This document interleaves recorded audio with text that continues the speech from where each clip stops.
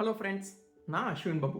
இன்னைக்கான வீடியோவில் ஒரு இன்ட்ரெஸ்டிங்கான ஸ்டோரி தான் பார்க்க போகிறோம். அது எதை பற்றின்னு பார்த்தீங்கன்னா, மகாத்மா காந்தியை கொன்னது கோட்ஸே தான் நம்ம எல்லாருக்கும் தெரியும் இல்லைங்களா?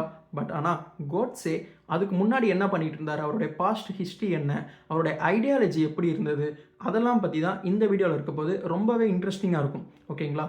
பட் இந்த மாதிரியான வீடியோ நீங்கள் ரெகுலராக பார்க்கணும், டெய்லி ஒரு வீடியோ நீங்கள் பார்க்கணும், ஒரு இன்ஃபர்மேஷன் உங்களுக்கு தெரியணும் அப்படின்னா கண்டிப்பாக என்னை சப்ஸ்கிரைப் பண்ணி என்னை ஃபாலோ பண்ணுங்கள். டெய்லி ஒரு வீடியோ போஸ்ட் பண்ணுவேன். ஃபஸ்ட்டு வாங்க வீடியோக்குள்ளே போகலாம். கோட்ஸே வந்து பார்த்தீங்கன்னா மகாராஷ்டிராவில் இருக்க பாராமதின்ற இடத்துல மே மாதம் 19ஆம் தேதி பிறக்கிறாரு. ஓகேங்களா? 1910 தான் பிறக்கிறாரு. இவரோட ஃபுல் நேம் வந்து பார்த்தீங்கன்னா நேதாராம் விநாயக் கோட்ஸே. பட் ஆனால் இவரோட ஒரிஜினல் நேம் இது கிடையாது. இவரோட ஒரிஜினல் நேம் வந்து பார்த்தீங்கன்னா ராமச்சந்தர் விநாயக் ராவ் கோட்ஸே தான் இவரோட ஒரிஜினல் நேம். சரி, இதுக்கு நேம் மாறினதுக்கு என்ன ரீசன் அப்படின்றது சூப்பரான ஒரு ரீசன் இருக்குது, நான் பின்னாடி சொல்கிறேன். பட் ஆனால் இவர் வந்து பார்த்தீங்கன்னா இவருடைய வீட்டில் 4வது பையனாக பிறக்கிறாரு. இவருக்கு முன்னாடி 3 பசங்க இருக்காங்க. என்ன நடக்குதுன்னு பார்த்தீங்கன்னா ஒரு பையனும் இவருக்கு முன்னாடி பிறந்த ஒவ்வொரு பசங்களும் கொஞ்சம் கொஞ்சமாக இறந்துக்கிட்டு இருக்காங்க. என்ன ரீசன்னு பெருசாக தெரியல. ஏதோ ஒரு ரீசனால், நோயாலேயோ ஆக்சிடென்ட் இந்த மாதிரி ஏதோ ஒரு ரீசனால் இவங்க முன்னாடி பிறந்த 3 பசங்களுமே இறந்து போகிறாங்க. அப்போ இவங்க அப்பா அம்மா 2 பேரும் சேர்ந்து என்ன முடிவு பண்ணுறாங்கன்னா, ஒரு சூப்பர் ஸ்டிஷனுக்கு வராங்க, ஒரு மூட நம்பிக்கைக்கு வராங்க. அது என்னன்னு பார்த்தீங்கன்னா, நமக்கு பசங்களாக இருக்கிறனால தான் இறக்குறாங்க, பெண்ணாக இருந்தால் இறந்துருக்க மாட்டாங்கன்னு சொல்லிட்டு இப்போ தான் ஒரு சூப்பரான இது பண்ணுறாங்க. என்னன்னா, இவரை வந்து இந்த கோட்ஸேவை வந்து என்ன பண்ணுறாங்கன்னா, பெண்ணாக வளர்க்கலாம் அப்படின்னு சொல்லிட்டு நேத்துன்னு சொல்லிட்டு அந்த அப்போ மூக்குத்தியை சொல்லுவோம். நம்ம ஊரில் மூக்குத்தி சொல்லுவோம் இல்லைங்களா? அது மாதிரி நார்த்தில் வந்து பார்த்திங்கன்னா நேத்துன்னு சொல்லுவாங்க போல இருக்கு. ஓகேங்களா? அந்த மூக்குத்தியை போட்டு இவரை ஒரு பெண்ணாகவே பாவிச்சு இவர் பெண்ணாகவே வளர்ந்துட்டு இருக்காங்க. அந்த மாதிரி டைமில் இவருக்கு மனநலம் ரொம்பவே பாதிக்கப்படுது. ஸோ அதனால தான் இவருக்கு வந்து அந்த ராமச்சந்திரன்ற பேர் எடுத்துட்டு நேத் ராமன்றதை ஆட் பண்ணி நேத்தாராமன்ற மாதிரி இவருக்கு நேம் வருது. ஓகேங்களா? ஸோ இவரை ஒரு பெண்ணாகவே வளர்த்துருக்காங்க கொஞ்சம் சில வருஷங்களுக்குன்னு நினச்சிக்கோங்க. பட் ஆனால் இந்த மாதிரி பெண்ணாக தான் வாழ்க்கை ஃபுல்லாக வளர்ந்தாரான்னு கேட்டால் கண்டிப்பாக கிடையாது. இவருக்கு அப்புறம் இன்னொரு பையன் பிறக்கிறாங்க, இவருக்கு இன்னொரு தம்பி பிறக்கிறாங்க. அதனால் ஓகே, இது வந்து இந்த இது ஒன்று நார்மல் ஆயிடுச்சு, நமக்கு பிடிச்ச பிரச்சனை வந்து போயிடுச்சு, நார்மல் ஆயிடுச்சு. ஸோ இவங்களை வந்து திரும்பி பாயாவே கன்வெர்ட் பண்ணி வளர்க்கலாம். பாயா கன்வெர்ட்னா ஒரு சயின்டிஃபிக்காலாம் கன்வெர்ட் பண்ணல, ஒரு பயாலஜிக்கலாக கன்வெர்ட் பண்ணல. ஜஸ்ட்டு அவங்க போட்டுக்கிற சட்டை, ஸோ இந்த மாதிரி மட்டுமே அவங்கள வந்து அந்த துணி, அதுவும் இல்லாமல் தோடு, மூக்குத்தி இந்த மாதிரி ஆர்னமெண்ட்ஸ் எல்லாம் போட்டு தான் அவங்கள பெண்ணாக மாற்றினாங்க. திரும்பி அவங்கள வந்து ஆணாவே மாற்றி தான் வளர்த்தாங்கன்னு தெரிஞ்சுக்கோங்க. ஸோ இதுதான் இதுக்கு பின்னாடி இருந்த ரீசன். அவர் பெண்ணாக இருந்தாருன்னு சொல்லிட்டு சொல்லுவாங்க இல்லைங்களா? அதுக்கு பின்னாடி இருக்க ரீசன் இதுதான். அவர் இதுக்காக தான் அவர் பெண்ணாக இது பண்ணிக்கிட்டு இருந்தாங்க. அப்போ டைமில் வந்து அவருக்கு மனநலம் ரொம்பவே பாதிக்கப்படுது. ஸோ பப்ளிக்கில் அவர் ரொம்பவே வந்து கஷ்டப்படுறாரு. கொஞ்சம் காலம் வயசு ஆக ஆக அவருக்கு வந்து ரொம்பவே ஹர்ட் ஆகுறாரு. ஸோ இதனால் சமூகத்தின் பற்றின அக்கறையும் வருது, சமூகத்தின் பற்றின சிந்தனையும் வருது. ஏன்னா அவங்க ரொம்ப கிண்டல் பண்ணுவாங்க இல்லையா? அந்த காலத்துலலாம் வந்து ஸ்கூல் போகும்போது ஒரு ஃபீமேல்னாலே வந்து கிண்டல் பண்ணுவாங்க இல்லைங்களா? ஸோ அந்த மாதிரி இவங்களை ரொம்பவே கிண்டல் பண்ணியிருக்காங்க. அதுக்கப்புறம் பாயா மானதுக்கப்புறம் கொஞ்சம் கொஞ்சமாக வந்து அவருடைய மைண்டு மென்டாலிட்டி எல்லாமே சேஞ்ச் ஆகுது. ஸோ இப்போ வந்து பார்த்திங்கன்னா இவர் படிக்க போயிட்டுருக்காரு. பட் ஆனால் இவருக்கு வந்து எஜுகேஷன் வைஸ் பார்த்திங்கன்னா படிக்கிறது ரொம்ப பிடிக்கும். ரொம்ப இந்த முக்கியமான ஆர்டிகல்ஸு, அப்புறம் நிறைய புக்ஸு, இது எல்லாமே ரொம்பவே படிப்பாருன்னு தெரிஞ்சுக்கோங்க. இவர் படிக்கிறது வந்து ரொம்பவே இன்ட்ரெஸ்ட் அதிகம். ஸோ அந்த மாதிரி நல்லா படிச்சுக்கிட்டு இருந்த ஒருத்தர் தான். பட் ஆனால் அகாடமிக்கில் சுத்தமாக படிக்க மாட்டார். நிறைய எக்ஸாம்ஸில் ஃபெயில் ஆகிட்டு இருந்தார். அதனால் இவரால் ஒரு ஹையர் எஜுகேஷனுக்கு போகவே முடியல, ஸ்கூல் காலேஜே போக முடியல இவரால். ஓகேங்களா? ஸோ நிறைய எக்ஸாம்ஸில் ஃபெயில் ஆகிறாங்கன்னு சொல்லிட்டு இவங்களுக்கு எந்த ஒரு ஜாப்மே அந்த டைமில் வந்து ஓரளவுக்கு படித்தாலே வந்து ஒரு நல்ல ஒரு வேலை இப்போ கிடைக்கும் இல்லைங்களா? ஸோ பட் ஆனால் இவரால் கொஞ்சம் கூட படிக்க முடியல, எக்ஸாம்ஸில் நிறையா ஃபெயில் ஆகும். அப்புறம் வந்து பார்த்திங்கன்னா சின்ன சின்ன வேலைக்கெலாம் போயிட்டுருக்காரு. எந்த மாதிரி வேலைக்குன்னா, ஃப்ரூட் ஷாப்பில் இந்த பழங்கள்லாம் விற்பாங்க இல்லைங்களா? அந்த மாதிரி சின்ன சின்ன கடைகளில் வேலைக்கு போகிறாரு. டைலராக வேலை செஞ்சுருக்காரு. ஸோ இந்த மாதிரியான வேலைகள் அப்பப்போ அங்கங்கே யாராவது வேலை கொடுத்தாங்கன்னா செய்வாங்க. அந்த காசை வச்சுக்கிட்டு இவங்களுடைய ஃபேமிலிக்கு கொடுத்துக்கிட்டு ரன் பண்ணிகிட்டு இருந்திருக்காங்க. ஸோ இந்த மாதிரி பண்ணிகிட்டு இருக்கவர் ஒரு மிகப்பெரிய ஜேர்னலிஸ்ட்டாக மாறி இருக்காரு. ஒரு பெரிய ஒரு ஜேர்னலிஸ்ட்டுக்கு ஒரு பத்திரிகைக்கு ஒரு கோஃபவுண்டராக மாறி இருக்கார். அது எப்படின்னு வர வர நீங்கள் தெரிஞ்சுப்பீங்க. ஓகேங்களா? இவருடைய சின்ன வயசுல இருந்தே இவருக்கு வந்து பார்த்திங்கன்னா தன்னுடைய நாட்டு மேலேயும் ரொம்ப பற்றாக இருந்திருக்காரு. அப்புறம் ஏன்டா காந்தியை கொன்னாங்க அப்படின்னு கேட்டிங்கன்னா அதுக்கு சொல்ல வரேன் கண்டிப்பாக. இவர் வந்து காந்தி மேலே மிகப்பெரிய பற்றாகிறாரு. ஓகேங்களா? இந்த மாதிரி டைமில் வந்து நம்மளுடைய பிரிட்டிஷ் கீழே தான் நம்ம இருக்கோம். அப்போ வந்து நமக்கு இன்னும் இண்டிபெண்டன்ஸ் கிடைக்கலன்னு தெரிஞ்சுக்கோங்க. ஓகேங்களா? அந்த டைமில் காந்தி எடுக்கிற எல்லா மூமெண்ட்டுக்குமே, எல்லா ஆக்ஷனுக்குமே இவர் ரொம்பவே அவரை பார்த்து ரொம்பவே அட்மையர் ஆகிறாரு. அந்த டைமில் முக்கியமாக வந்து பார்த்திங்கன்னா பிரிட்டிஷ் ஒரு ரூல் போடுறாங்க. என்னன்னு பார்த்தீங்கன்னா இண்டிபெண்டன்ஸ் தரப்படும். பட் ஆனால் வந்து பார்த்திங்கன்னா கோஆப்ரேஷன் மூவ்மெண்ட்டுன்னு ஒன்று கொண்டு வரப்படுது. என்னன்னா பிரிட்டிஷ் வந்து நமக்கு இண்டிபெண்டன்ட் கொடுத்தாலுமே அவங்க சொல்கிறது மட்டும்தான் நம்ம வந்து கேட்குற மாதிரி இருக்கும். அவங்களுக்கு கீழே தான் நம்ம வந்து இருக்கிற மாதிரி இருக்கும். அப்போ வந்து காந்தியால் எடுக்கப்பட்ட ஒரு மிகப்பெரிய போராட்டம் தான் வந்து நான் கோஆப்ரேஷன் மூமெண்ட்டுன்னு ஒன்று மிகப்பெரிய போராட்டத்தை எடுத்து வராரு. அந்த டைமில் இவருக்கு வந்து கோட்சேக்கு வந்து காந்தி மேலே மிகப்பெரிய மதிப்பும் மரியாதையும் வந்து காந்தியை ஃபாலோ பண்ண ஆரம்பிக்கிறாரு. ஓகேங்களா. ஆனால் என்ன இங்கே பிரச்சனைனா காந்தியோடைய ஆக்டிவிட்டீஸ் அவர் வந்து ரொம்பவே அஹிம்சையாக இருக்கணும், ஒரு பெரிய போராட்டம் பண்ணக்கூடாது. இவர் வந்து ஒரு ரொம்ப யங்காக இருக்கார். இவருக்கு அந்த ரத்தத்தில் அந்த எடுத்தோடனே அடிக்கணும் குத்தணும் அந்த மாதிரி ரொம்பவே ஒரு போராட்ட குணமாக இருக்குது கோட்சேக்கு. பட் ஆனால் காந்தியோடைய ஆக்ஷனுக்கு எல்லாமே இவர் ரொம்பவே சப்போர்ட்டிவாக இருக்கார். ஸோ காந்தி மேலே மிகப்பெரிய மதிப்பும் மரியாதையும் வருதுன்னு தெரிஞ்சுக்கோங்க. ஸோ அந்த மாதிரி வந்துக்கிட்டு இருக்கும்போது தான் இவருக்கு வந்து பார்த்திங்கன்னா ஹிந்துவோட கொள்கை, இந்த கொள்கையெல்லாம் இருக்கு இல்லைங்களா, ஹிந்து பேஸ்டான கொள்கையில் இவருக்கு ரொம்பவே ஈடுபாடு அதிகமாகுது. ஸோ அப்போ வந்து பார்த்திங்கன்னா ஒரு மிகப்பெரிய போராட்டங்கள்லாம் நடந்துகிட்டு இருக்குது. முஸ்லீம் அண்ட் ஹிந்துஸ்க்குலாம் நிறைய மிகப்பெரிய பிரச்சனை நடந்துட்டு இருக்கு. ஏன்னா நார்த் இல்லைங்களா, அப்போ பக்கத்தில் பாகிஸ்தான் இருக்கும், காஷ்மீர். ஸோ இந்த மாதிரியான பிரச்சனைகள் மிகப்பெரிய அளவில் வெடிச்சுக்கிட்டு இருந்துச்சு இந்த மாதிரி இண்டிபெண்டன்ஸ் கொடுக்கறதுக்கு முன்னாடியான சமயத்தில். ஸோ அப்போ வந்து இவருக்கு ஹிந்து தான் வந்து ரொம்ப ரிலீஜன் பேஸ்டு பெட்டர் அப்படின்னு சொல்லிட்டு அது மேலே கொள்கைகள் நாட்டங்கள் அதிகமாகுது. அதை பற்றி பேஸ்டு நிறைய பத்திரிகைகளில் இவர் பேட்டி கொடுக்குறாரு, பேசுகிறாரு, இதை பற்றி ரொம்பவே இது பண்ணிகிட்டு இருக்காரு. அந்த டைமில் தான் வந்து பார்த்திங்கன்னா ரத்னகிரிக்கு இவர் மூவ் ஆகுறாரு. ரத்னகிரி வந்து பார்த்திங்கன்னா மகாராஷ்டிராவில் இருக்க ஒரு இடம், ரொம்பவே ஃபேமஸான ஒரு இடம். இது எதுக்கு ஃபேமஸ்னால் ஹிந்துத்துவ கொள்கைகள் ஆரம்பித்து அது ஒரு ஒரு ஒரு ஒரு ஹப்பு மாதிரி இருந்ததுன்னு வச்சுக்கோங்களேன்.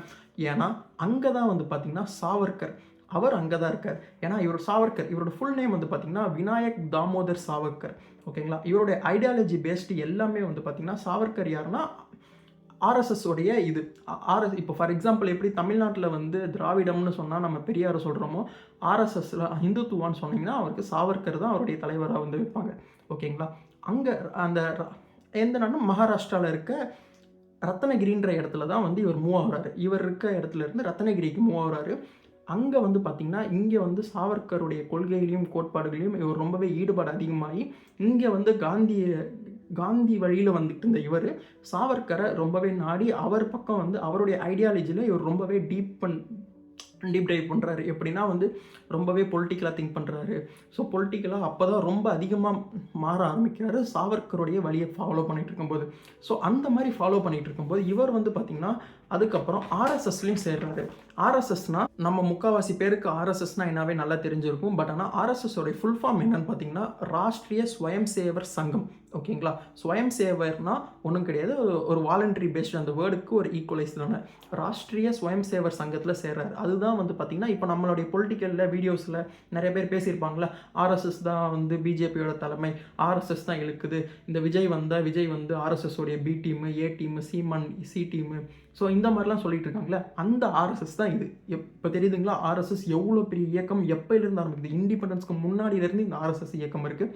பட் ஆனால் அவருடைய ஐடியாலஜி என்ன சொல்லுதுன்னா ஹிந்துத்துவாவை வந்து இந்தியா ஃபுல்லாக வந்து ஹிந்துத்துவாவை கொண்டு போகணும், ஹிந்துத்துவா தான் வந்து ஒரு பொலிட்டிக்கல் லீடராக இருக்கணும், ஹிந்துத்துவா தான் வந்து ஒரு இந்தியானாலே ஹிந்து அந்த மாதிரி இருக்கணும்னு ஆர்எஸ்எஸ் தான் கொண்டு வருது. அவங்களுடைய ஐடியாலஜியில் கோட்ஸே என்ன பண்ணுறாருன்னா அவரை இணைச்சிக்கிறாரு.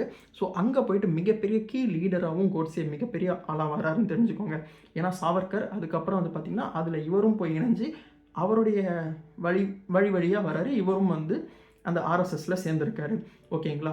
ஸோ இப்போ வந்து பார்த்திங்கன்னா இவருடைய ஃப்ரெண்டோட சேர்ந்து இவர் வந்து ஒரு பத்திரிகை ஆரம்பிக்கிறாரு. அக்ரானின்னு சொல்லிட்டு ஒரு பத்திரிகையோட கோஃபவுண்டராக இவரும் ஜாயின் பண்ணுறாரு. அதில் மிகப்பெரிய political lines and political statements எல்லாமே இது மூலியமாக தான் கொடுத்துக்கிட்டு இருக்காங்க. எதை பற்றின்னு பார்த்தீங்கன்னா மோஸ்ட்லி ஹிந்துத்துவா தான்.